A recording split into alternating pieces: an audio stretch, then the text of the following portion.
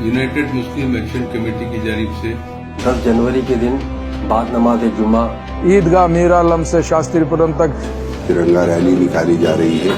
ये जो काले कानून बनाए जा रहे हैं हुकूमत की जानिब से, उसके खिलाफ एहतजाज मुनज़्ज़म किया जा रहा है। बगैर खौफ देखेंगे तमाम हिंदू, मुस्लिम, सिख, ईसाई तमाम लोग मिलकर उस प्रोग्राम में शिरकत करें।